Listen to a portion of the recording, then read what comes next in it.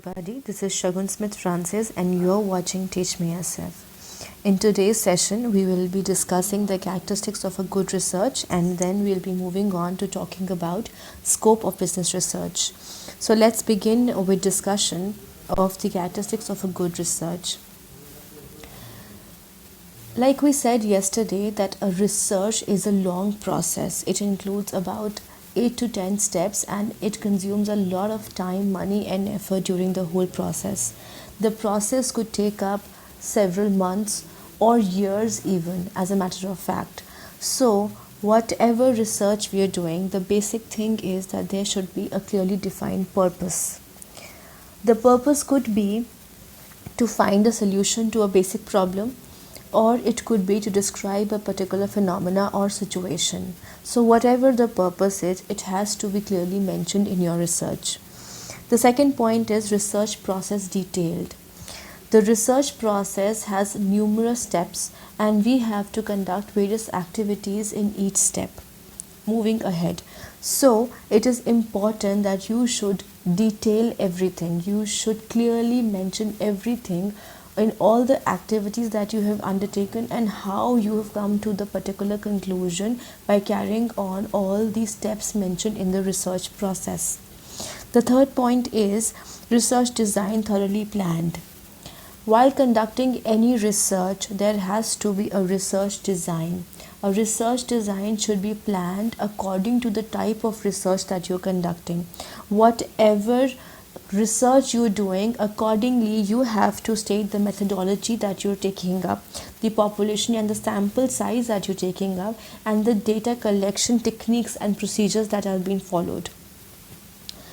The research which is a good research should always include the limitations of the research. See, every research will have some kind of limitation, and these limitations form the scope for future researches. So the limitations need to be clearly mentioned in your research process. For example, if I want to study the side effects of consuming junk food on daily basis, so I take up a study the people who are actually consuming fast food on regular basis, and I study the differences in their health for a span of 2 months. Now studying for the span of 2 months is way too less to understand the side effects that they will incur because of their bad eating habits. So it's very important you should at least study the eating habits and their effects on the health for about a year. Only then you will be able to come to good conclusions. So here your limitation could be 2 months, the time period that you have taken for study. The next point is high ethical standards applied.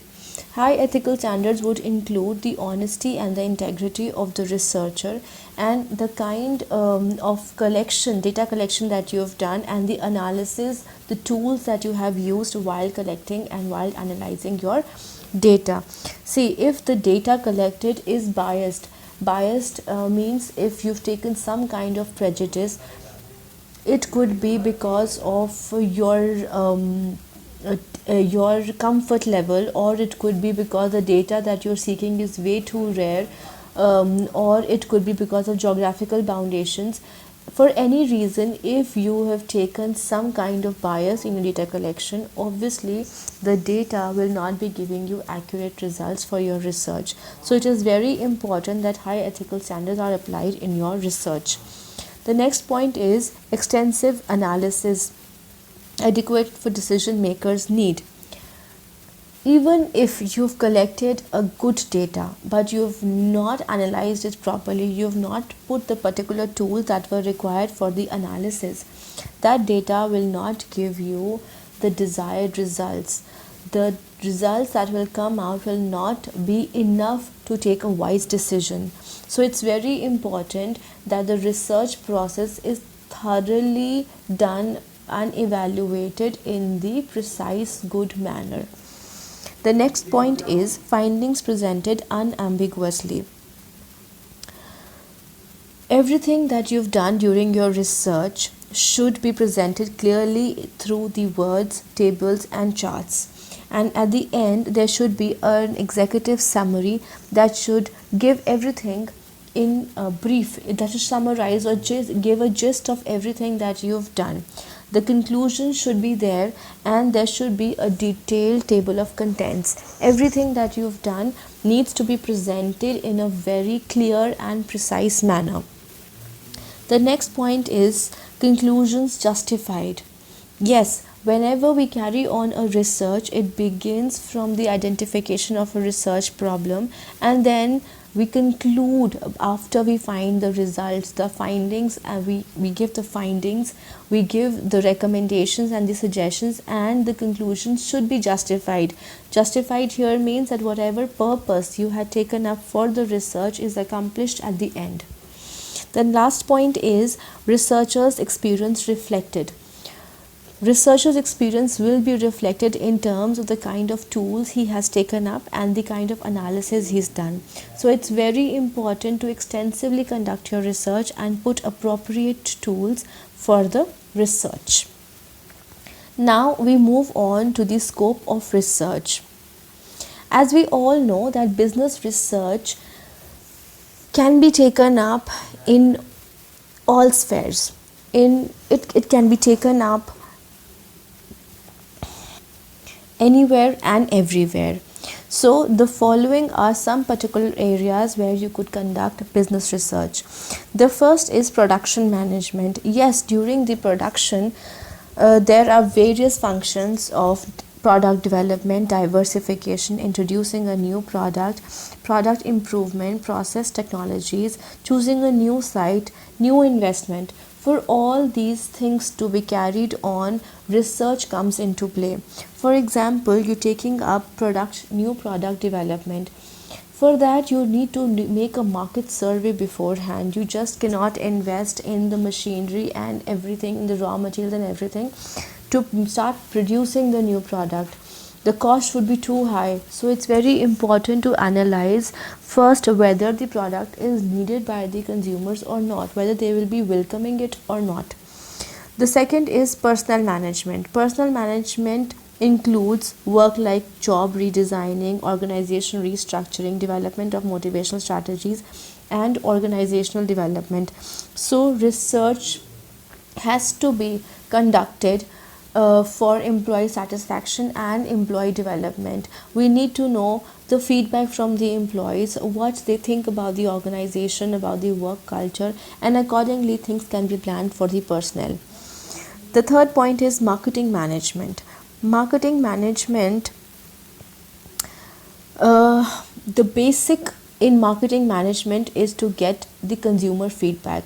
In marketing, consumer is the king. So it's very important to know whether the consumer is satisfied with our product or not. So we need the research in areas to determine the consumer behavior, their attitudes, their lifestyle, and that is how we will be able to define our product mix and other promotional strategies.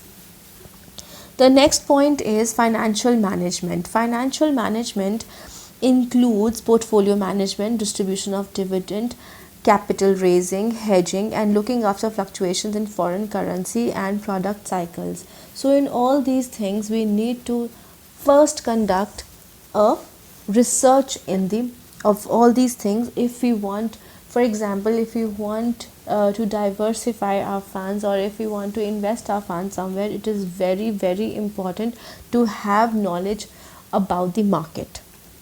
And that knowledge we will get after doing the research in the market. The next point is materials management. Materials or raw materials, you could say, is very important from the point of view of a business, because a lot of cost is incurred in purchasing the raw material and keeping it in stock. So while purchasing the raw material, decisions have to be taken for choosing the supplier and for selecting the negotiation strategies. So it's very important that you at least have some research about what the competitors are using, whether they are producing their own raw material or they're buying it, and what is the price at which they are buying, what are the suppliers, who are the suppliers from whom they are buying the raw material, etc.